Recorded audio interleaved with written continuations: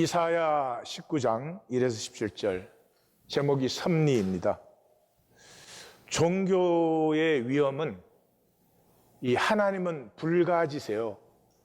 하나님은 알 수 없습니다. 우리가 무엇을 안다라고 말할 때는 이렇게 캐테고라이즈를 하는 거예요. 무엇이 있으면 저게 생물이다, 무생물이다. 또 생물이면 저게 동물이냐, 식물이냐. 이렇게 캐테고리를 통해서 우리가 아는 거거든요. 그걸 지식이라고 하는데 하나님은 캐테고라이즈가 안 됩니다. 무한하시니까요. 이렇다 저렇다 할 수 없으니까. 그 불가지의 하나님을 종교는 지식화시켜요. 지식화시키는 이유는 뭐겠어요? 지식화시키면 권력화시킬 수 있기 때문이에요. 예, 미셸 푸코라고 하는 사람이 Knowledge is the result of power struggle. 모든 지식은 권력 투쟁의 결과다. 그러니까 지금 우린 다 서양식으로 공부하고 서양식으로 옷 입고 이러죠. 동양과 서양의 싸움에서 서양이 이겼기 때문이에요. 그래서 서양 지식이 이제 통용되는 지식이고 서양식으로 공부해야 되고 그런 거죠. 근데 하나님이 불가지라는 말은 본질계가 불가지입니다. 알 수 없어요.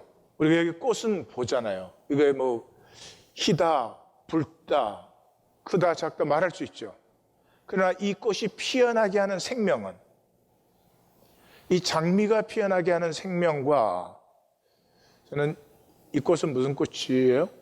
이 꽃이 피어나게 하는 생명은 분명히 달라요. 말할 수 있어요? 말할 수 없어요. 종교는 불가지를 지식화시켰어요. 왜요? 지식화시킨 적이 권력을 잡기 때문이죠. 그래서 기독교 2000년 내내 정통, 밥통 그런 싸움을 싸우고 있어요. 필요한 면이 없는 건 아니지만 그걸 가지고 하나님을 알고 하나님을 살려고 했더라면 얼마나 지금 기독교는 아름답고 진리의 종교가 되어 있겠어요. 이사야 19장 1절에서 17절까지는 만세 전부터 하나님의 섭리가 있었어요. 당연하죠. 하나님의 계획이 있어서 이 모든 것이 창조되었어요. 그리고 이 역사를 통해서 반드시 이루어지는 것은 하나님의 뜻이에요. 하나님의 섭리예요. 이 섭리라고 하는 것은 지식으로 말할 수가 없어요. 마치 아이가 태어나서 엄마가 아이를 품고 이렇게 양육을 해요. 그러면 아이는 그 엄마의 가슴을 느끼고 생명 관계가 자라나요. 이걸 아이가 무슨 지식화시킬 수 있고, 우리 엄마는 뭐 대졸 엄마인데, 우리 엄마는 뭐 이 초등학교도 못 나온 엄마인데, 이런 아이는 없죠. 생명 관계를 통해서 믿음을 배워요. 엄마가 나를 보호하고 지켜주고 사랑하고, 그리고 그 믿음이 충분할 때 아이는 자기일 수 있어집니다. 물론 인간관계에서는 이렇게 잘 안 되죠. 부모는 부모대로의 허무와 욕망이 있으니까. 그러나 생명관계에서 믿음이 생기고, 믿음이 생긴 사람은 반드시 자기를 살고 자기를 피워내는 것이에요. 19장의 출발은 보라, 힌네이 하는 단어입니다. 이제 여호와께서 애굽에 임하십니다. 우리 이사야서에 하나님은 숨어 계시는 하나님, 성경의 하나님은 숨어 계시는 하나님이시죠. 그 하나님은 꼼짝도 안 하시는 것 같아요. 하나님 뭐 나타나서 뭘 하신 적도 없고, 뭐 지금 전쟁이 터졌는데 하나님이 좀 개입해가지고 얘들아 싸우지 마라 뭐 이러지도 않으시고, 그럼에도 불구하고 이 현상 세계가 이루어지는 것이 아니라 이루어지는 것은 아무것도 안 하고 계시는 것 같은 하나님의 섭리, 천천히 흐르는 하나님의 섭리가 이루어지는 것입니다.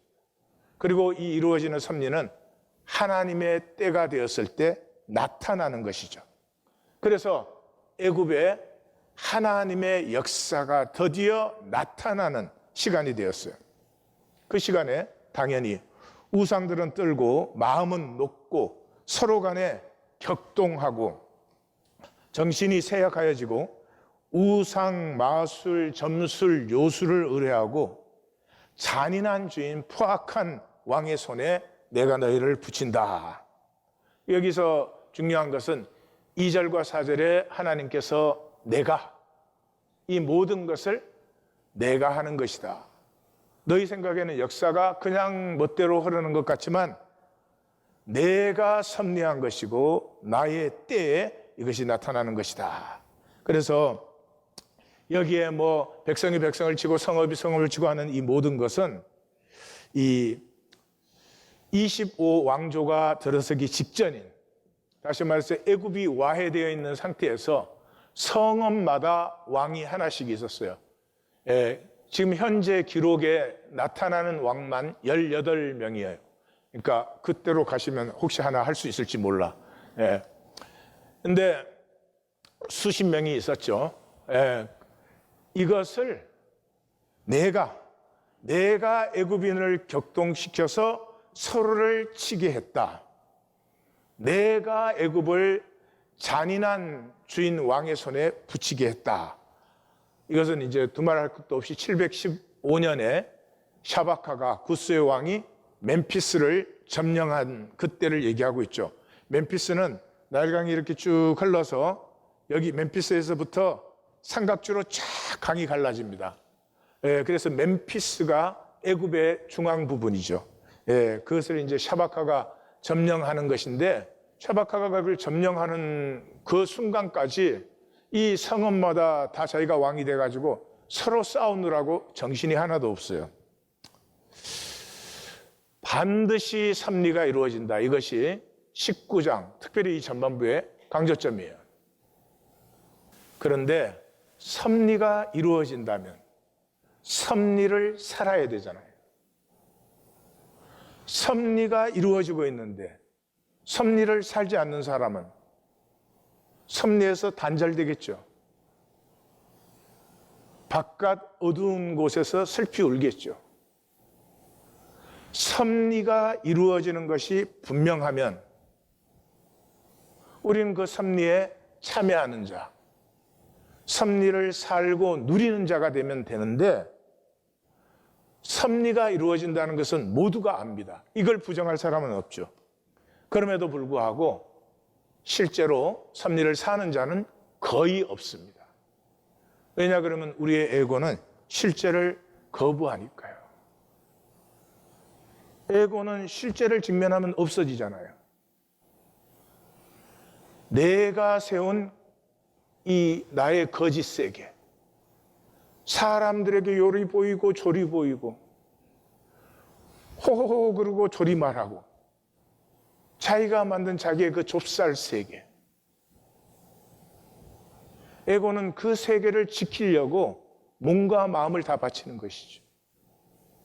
그런데 그게 실제가 탁 부딪혀 오면은 그건 그냥 안개가 도말되듯이 사라져 버리는 것이에요. 그러므로 실제라는 진리는 우리가 분명히 알지만 실제를 사는 자가 없죠. 이것이 역사의 시작이죠.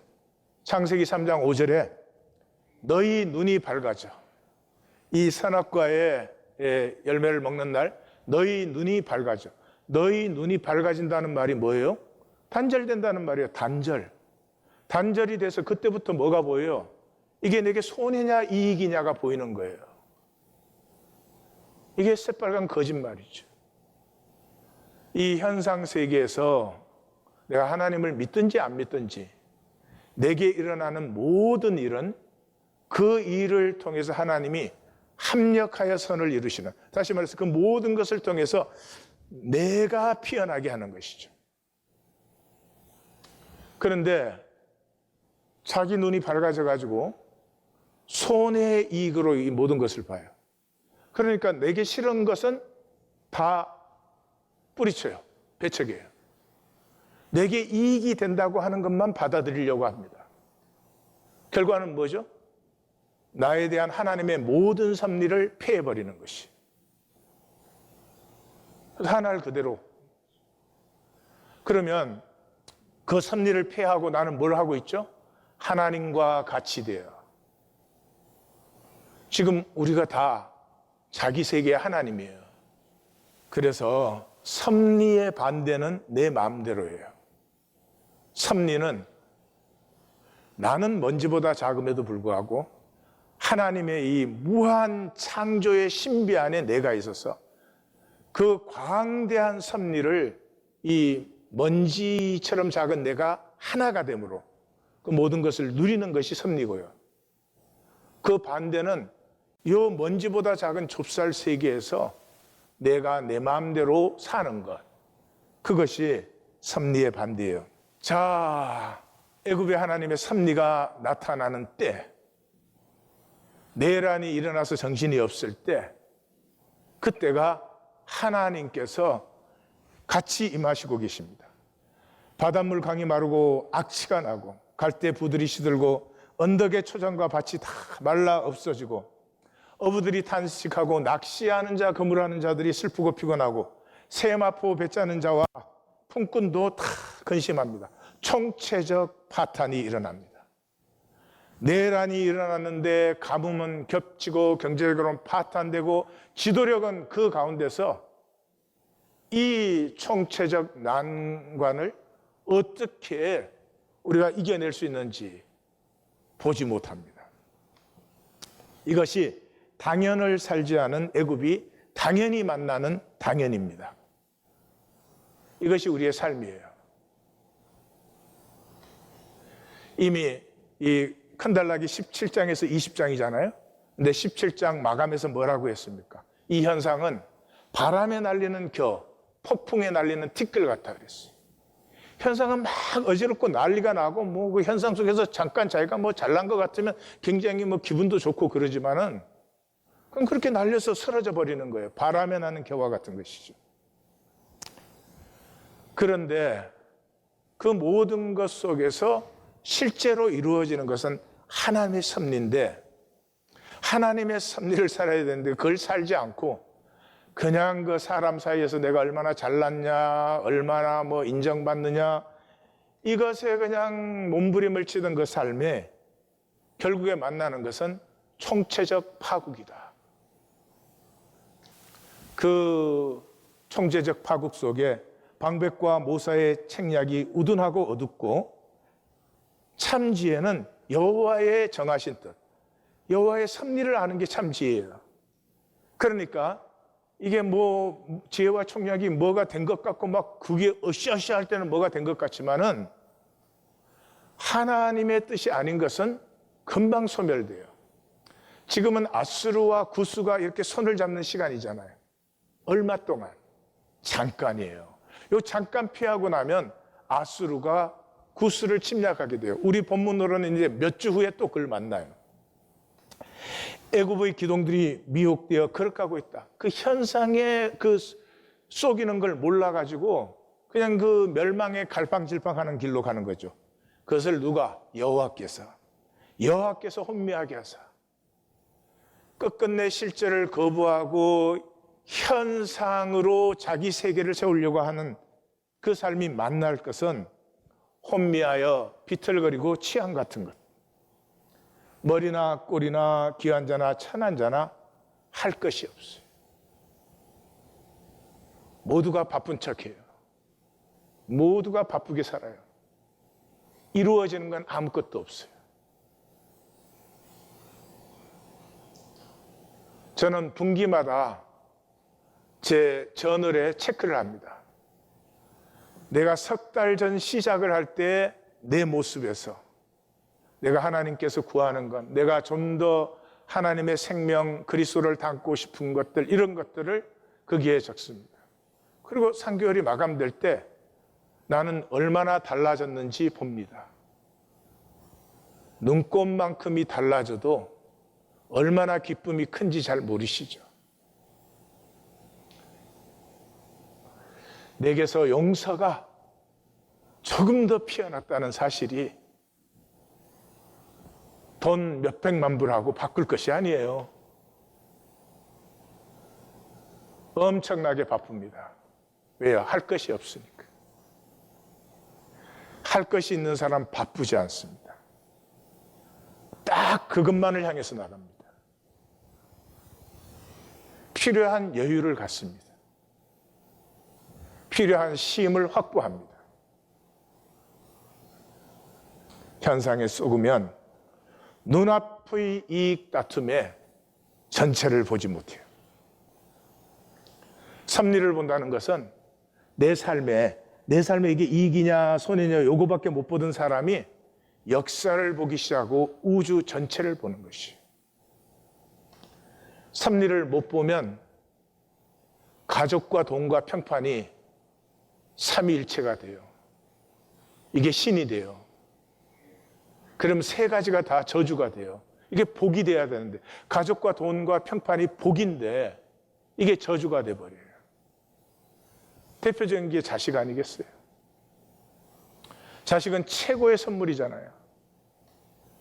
우리에게 그런 사랑이 나오지 않아요. 그러면 하나님의 선물로 감사하고 기쁘고 마음껏 즐기면 되는데 마음껏 축복해주고 꼭 내가 만들려고 해요. 내가 만들면 내 수준 이상이 될 수 없잖아요.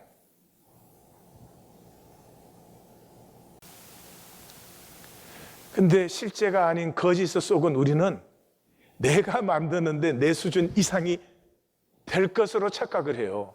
돈도 평판도. 있으면 누리세요. 감사하고. 없을 때는 좀 불편하고 나를 성숙시키는 시간으로 받으시면 돼요. 하나님의 섭리에 참여한다는 것은 그냥 내가 나되면 되는 거죠. 하나님의 섭리에 이하권을 창조했으면 하나님이 창조한 이하권이만 되면은 이 섭리 전체와 하나가 되고 조화가 되는 거죠. 그런데 내가 나되지 못하고 거짓 나, 사람에게 보이는 나, 사람에게 보이기 위해서 만든 나가 되면은 그거는 실제 나가 아니죠. 그러므로 하나 될 수가 없어요. 거짓 나는 무엇과도 하나 될 수 없죠. 근데 이 세상 전체가 거짓 나가 돼요. 그냥 하나님이 창조한 내가 될 수 있으면 나는 우주와 하나가 되고 우주는 나와 하나가 되죠. 내가 잘나서 누리는 게 아니고 우주와 내가 하나이기 때문에 필요한 것은 언제든지 누릴 수 있고 또 내가 필요한 자리에는 언제든지 생명을 나눌 수 있는 사람이 되는 거죠. 리차드 바크의 그 갈매기의 꿈에 그 제일 마지막에 이제 생각 속도로 날게 됩니다. 생각 속도로 난다는 것은 이 표현이죠. 우주와 하나가 된 것이죠. 내가 거기를 생각하는 순간에 나는 이미 거기에 있으니까요. 모든 것과 하나가 된 상태죠. 새에게 나는 것은 본질이에요. 먹는 것은 부수적인 것이죠, 사실은. 근데 그 아버지가 조나단을 불러서 우리가 비행하는 것은 먹이를 잡기 위해서야. 너는 왜 딴짓을 하니? 우리가 사는 이유가 돈 벌기 위해서인 줄 알아요. 예. 근데 조나단에게는 그런 아버지 때문에 거기에 같이 참여를 해봅니다. 그러나 그 썩은 물고기, 배에서 버린 물고기 창자, 그것을 서로 더 취하겠다고 싸우는 그 모습 속에 더 이상 같이 있을 수가 없어요. 그래서 그는 또다시 날개 훈련을 합니다. 그러다가 한 번은 갈매기가 날아야 얼마나 빨리 날겠어요. 한 번은 너무 빨리 날아서 날개 한쪽이 부러지죠. 날개 한쪽이 부러지는 순간에 어쩔 수 없이 날개를 접습니다. 그 높은 하늘에서. 근데 날개를 접는 순간에 그 어느 때보다 빨리 날고 있는 자신을 발견합니다. 그래서 이제 날개 접기의 비밀을 발견한 후에 시속 344km로 납니다. 그때부터 공중회전, 거꾸로 낙하하기, 바람개비 돌기 이런 훈련을 하죠. 고난의 시간이에요. 먹이 잡으러 다니는 게 훨씬 쉽죠. 엄청난 고난의 시간인데 기쁨을 말로 다 할 수 없습니다. 자기의 비행이 한 단계 한 단계 새로워질 때마다 그 기쁨을 말로 다 할 수 없어요. 드디어 부족회의를 열어가지고 저렇게 전통과 질서를 깨는 녀석은 안 된다. 그래서 이제 추방을 당합니다. 추방당해서도 이 홀로 떨어져서 날개 연습을 하는데 빛나는 갈매기 둘이 나타납니다. 그래서 그들이 나타나서 우리는 그대를 그대의 형제들에게, 그대의 가족에게, 그대의 집으로 인도해 갈 것이요. 그래서 그들과 같이 가기 시작하니까 자기도 빛이 나기 시작합니다. 거기에서 이제 슬리반이라는 스승을 만납니다. 스승이 현상에서 자유하면, 우리 눈에 보이는 이 인간끼리의 현상에서 자유하면 무한하고 영원한 자유 속으로 들어간다. 이 본질을 모르기 때문에 현상 게임에서 이기려고, 너는 오늘 썩은 고기 창자 2개 물었지만 나는 3개 물었다. 이거에 모든 것을 다 떠내려 보내고 있다는 거죠. 그 슬리번 밑에서 이 생각 속도 나는 훈련을 시켜주는 그 교관이라고 할 수 있겠죠. 그게 챙인데, 이 챙이 생각 속도로 나는데 배우고 싶다고 하니까 그건 간단하지. 그러면서 하는 말이, 빨리 날고 싶으면, 자유하고 싶으면 이미 도착했다는 것을 아는 것에서 시작하면 돼. 그럽니다.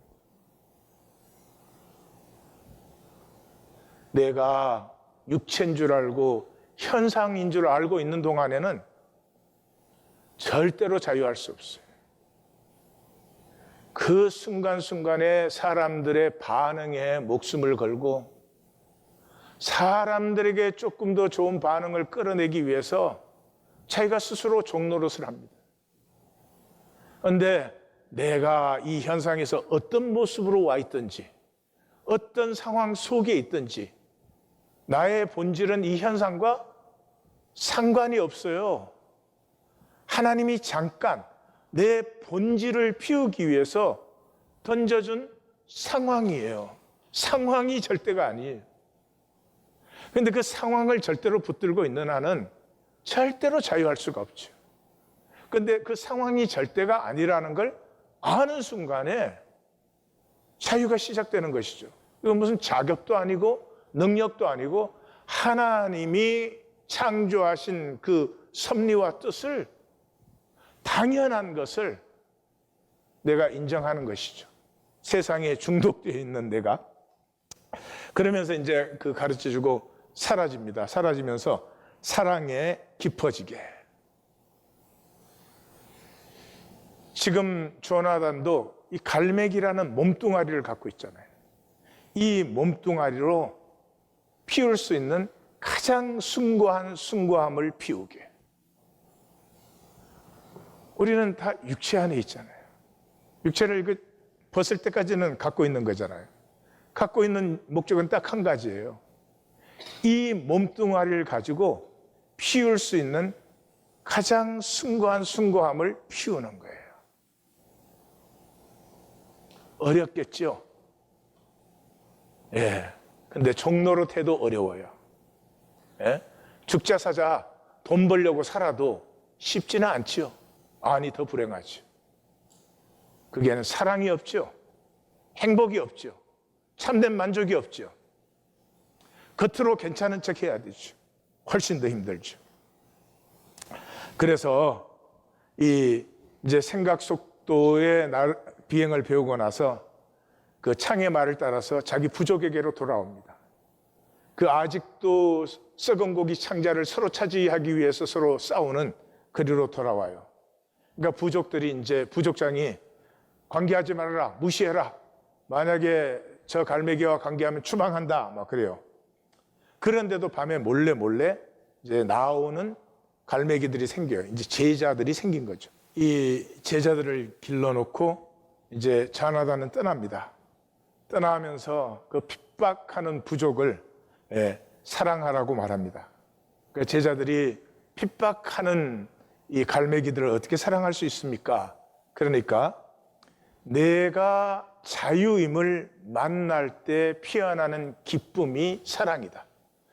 저들에게 네가 무슨 react, 반대급부를 하는 것이 아니라 정말로 내가 지체 자유자든지 지체 장애자든지 아니면 뭐 정신적인 장애자든지 그건 다 현상이에요. 하나님이 창조하신 내 생명은 본질적으로 자유합니다. 이 모든 것의 종노릇을 하는 것을 선택하는 것도 나고 이 모든 현상에도 불구하고 자유함을 선택하는 것도 나예요. 너가 자유임을 만날 때 피어나는 기쁨이 사랑이지 상대방에게 리액트하는 것이 아니다. 이 눈에 보이는 것의 허상을 그 허상임을 알 때 너희는 너희가 자유한 것을 안다.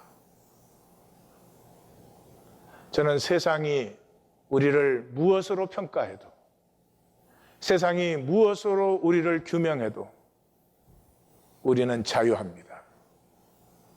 얼마든지 사랑할 수 있으며 얼마든지 용서할 수 있으며 얼마든지 하나님의 형상으로 창조되었기 때문에 내 안에 있는 고결함을 살고 피울 수 있습니다. 구원은 그 자유가 회복된 것입니다. 현상의 인간은 뭐든지 우리의 게임으로 만들어서 우리가 컨트롤할 수 있고 그 중에 조금 머리를 빨리 돌리는 자들이 이것을 장악하고 이것이 좋은 것이고 이것이 전부라고 하고 다른 사람도 그 게임에 종속되게 할 때 자기들의 권력을 누리게 되죠. 이것은 하나님과 하나님의 창조와 하나님의 섭리와는 아무 관계가 없는 것입니다. 저는 우리 하나님 교회가 정말 인간 만든 인간 게임에서 그냥 자유해지고 그런 얘기들은 저 갤럭시 바깥의 얘기처럼 들리고 창조하시고 인도하시고 자기 전체를 유업으로 주기를 원하시는 하나님의 가슴과 하나님의 이야기가 우리 속에 점점 더 나누어지고 살아나고 그것에 우리가 하나가 되어지고 서로를 격려하는 이런 하나님의 일이 일어나면 좋겠습니다. 이 좌나단까지도 종교로 만들었죠. 오늘 본문은 이렇게 결론을 내립니다. 만군의 여호와가 나타나는 그날에 애굽이 부녀같이 떨며 만군의 여호와의 날에 유다 땅은 애굽의 두려움이 된다. 왜요? 유다 땅이라고 할 때는 유다가 아니고 유다를 창조하신 하나님의 창조적 주권, 그러므로 하나님이 창조하셨기 때문에 반드시 하나님의 섭리가 이루어지는 완성을 강조하고 있는 것이. 허물을 사는 사람이 가장 두려워하는 것은 실제를 직면하는 것이. 두 가지 두려워요. 자기 자신. 다 이렇게 거짓으로 자기를 덮어 씌웠기 때문에 자기 자신 만나는 것을 그렇게 두려워해요. 참 이해가 안 가요. 뭐 죄인이잖아요, 우리가. 내가 이렇게 거짓됩니다. 하나님에게까지도 나는 거짓됩니다. 내가 교회 가서 진실을 얘기해 본 적이 없습니다. 나 자신도 내가 누군지 모르겠습니다. 하나님, 진짜 나를 이제 만나게 하옵소서. 아프죠. 그러나 또 못 만날 것이 무엇이 있습니까? 그 다음에 두 번째 실제가 뭐예요? 죽음이죠. 이 현상 세계는 끝이 있어야 되는 것이에요. 그런데 안 죽을 것처럼 그렇게 살아요. 내가 어찌하여 듣지 못하였느냐? 이 일들은 내가 태초부터 행한 바요 상고부터 정한 바다. 이제 내가 이루어 이 세상 역사는 다 허물어지는 성읍이 될 것이다. 오늘 본문 말씀은 사실은 이렇게까지 설명하기에는 너무나 단순한 말씀이죠. 인간들이 난리를 치지만 이루어지는 것은 하나님의 섭리다. 그럼에도 불구하고 그 섭리를 폐하는 우리의 모습이에요. 이제는 그만, 이제는 일어나 걸어야 됩니다. 일어나 걷기 위해서 내가 무엇을 해야 합니까? 저는 이 하나님 교회 목회자인 저는 딱 한 가지밖에 없습니다. 영혼 구원입니다. 제겐 다른 게 관심이 없습니다. 영혼 구원이 나의 모든 관심입니다. 영혼이 구원됐다는 말은 단절되었던 우리가 하나됨으로 회복됐다는 것이죠. 종교는 단절된 채로 자꾸 구원받았다고 해줘요. 그러니까 이게 얼마나 악하고 이게 하나님 앞에 어떻게 하려고 그런 거짓말을 하는 거죠?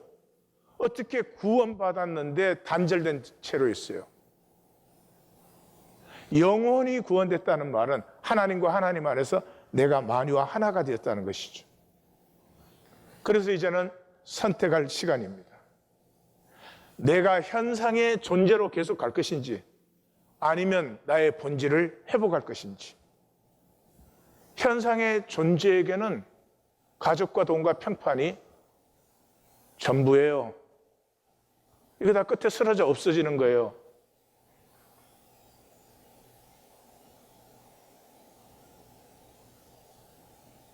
천국에서는 시집 가는 것도 장가 가는 것도 없어요. 여기에 있는 동안 허락된 섭리예요. 그걸 절대화시키면 평생을 거짓가치로 사는 거죠. 본질은 무엇이에요? 만유가 하나예요. 하나라는 말은 무와 가정에서 나 그런 사람 있어요? 가정에서는 그냥 하나로 같이 사는 것이죠. 이 하나 되었을 때 실제를 누립니다. 근데 실제를 누린다는 다른 말은 아픔으로 교통하는 것이에요. 자녀는 우리 모두가 아파합니다. 자녀는 실제이기 때문에 그렇습니다.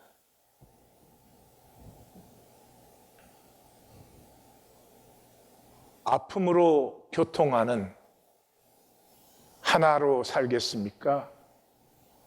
그 반대가 뭐죠? I am fine. I am fine. 그저 사람들 앞에 보이기에만 괜찮았으면 괜찮은 거죠. 사람들에게 그렇게 보일 때에 나의 본질, 나의 실제는 생각조차도 하지 않습니다. 그러므로 본질을 선택하고 싶으면 적으셔야 됩니다. 적어보십시오. 나는 무엇하고 있는가? 난 지금 어떻게 살고 있는가? 무엇을 향해서 이 삶에서 내가 이루자고 하는 것이 무엇인가? 정확하게, 정직하게 적으십시오. 그 다음에 진정으로 나는 무엇을 하고 싶은지 또 적어보십시오. 그러면 이제부터 무엇을 해야 될 것인지가 선명해질 것입니다. 자기가 찾는 것도 결단하는 것도 아니고 내가 현재 살고 있는 내 삶과 내가 진정으로 원하는 삶이 딱 드러나면 무엇을 하고 싶은지 그냥 드러납니다. 그때 믿음이 출발됩니다. 38년 된 병자가 일어나 걷기 시작합니다. 38년 병자였으니 일어나 걸어지겠습니까? 얼마나 비틀거리겠습니까? 그러나 놀라지 마십시오. 이 38년 된 병자의 첫 번째 스텝은 온 우주를 다 가진 것보다 더 큰 기쁨이 피어납니다. 내가 살 수 있는 것을 왜 몰랐지? 내가 사랑할 수 있는 것을 왜 몰랐지? 나에게서도 희생의 사랑이 피어날 수 있는 것을 왜 몰랐을까? 왜 그렇게 불안과 두려움의 껍질에 사로잡혀가지고 내 안에 있는 고결하고 위대한 것을 딱 내 스스로 억눌러 버렸을까? 이것은 혼자서는 결코 되지 않습니다. 한 발자국 옮긴 다음에 다음 발자국에서 쓰러지기 때문입니다. 그렇기 때문에 1820 데일리 브레드입니다. 우리의 믿음은 상과 분열되어 있습니다. 이원화되어 있습니다. 함께 격려하지 않으면 일원화가 일어나지 않습니다. 우리의 가슴은 이미 단절되어 있습니다. 혼자서는 옆에 사람이 죽어가고 정말 사랑하고 싶어도 그렇게 되지 않습니다. 서로의 아픔이 조금씩 통하는 속에서 너의 아픔을 내가 느끼는 놀라운 기적이 일어납니다. 돈에 종노릇 할 필요 없습니다. 이 모든 것을 맡고 있는 것이 돈입니다. 왜냐하면 종노릇 한다고 더 주지 않으니까요. 돈에 대한 욕심은 모두가 수치스러워합니다. 돈에 욕심 부르면서 나 자랑스럽다 이런 사람 없죠. 그 말이 뭐죠? 중심과 삶을 돈은 분리시켜버립니다. 그래서 페르노이아가 일어납니다. 중심과 삶이 분리된 현상을 페르노이아라고 해요. 돈은 있으면 즐겁게 누리면 돼요. 없을 때는 하나님께서 나를 성숙시키는 시간이구나 그러시면 돼요. 그 이상으로 안타까운 면이 있지만은 그렇다고 해서 절대화시킬 필요는 없습니다. 왜냐 그러면 실제로 이루어지는 것은 만군의 여호와의 섭리이기 때문이에요. 여기에 속으면 그냥 좁쌀세계에 그냥 끝까지 거짓 왕 노릇하다가 저 애굽의 그 수많은 왕들이 단번에 무너진 것 같이 똑같이 그렇게 되는 거죠.